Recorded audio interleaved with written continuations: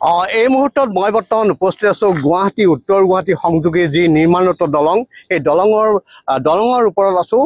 কেওবচন গোপাল ঠাকুৰে এই সুন্দৰ পৰিৱেশটো দেখুৱাই আছে আৰু মই এয়া দেখুৱাবলৈ বিচাৰিছোঁ এয়া হ'ল কেবুল বুলি কোৱা হৈছে আৰু যিহেতু এইখন এক্সট্ৰা ড'জ কেবুল ব্ৰিজ বুলি কোৱা হৈছে আৰু ইয়াতে মুঠ 132ডাল কেবুল আছে আৰু যিহেতু মই ব্ৰহ্মপুত্ৰৰ ওপৰত আছোঁ আৰু ইয়াৰ পৰা মই নিউজ লেবৰ দৰ্শক পোনপটীয়াভাৱে দেখুৱাই আছোঁ। আপোনালোক যিহেতু জড়িত হৈ আছে এই দলঙৰ সৈতে কিমান আগবাঢ়িছে বা বৰ্তমান কি কাম চলি আছে?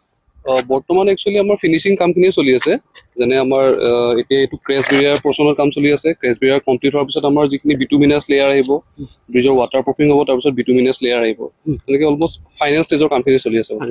যে উত্তৰ গুৱাহাটী এটা দীৰ্ঘদিনীয়া দাবী আছিলে যে এখন দলং হ'ব লাগে, কিন্তু চৰকাৰ আহিল আৰু গ'ল, কোনেও কথাটো গুৰুত্ব নিদিলে।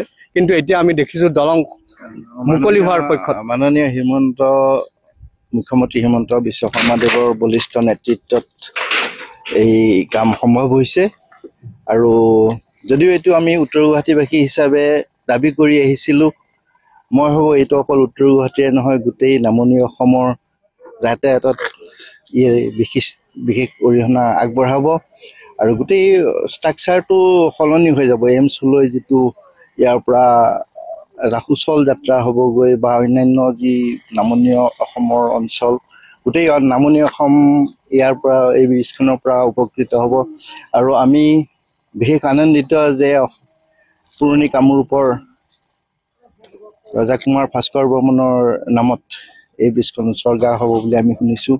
খুবেই ভাল খবৰ আৰু আমি ভাবিছোঁ অহা 26 চনত আমি এই ব্ৰিজেৰে সুন্দৰভাৱে যাতায়াত কৰিব পাৰিম।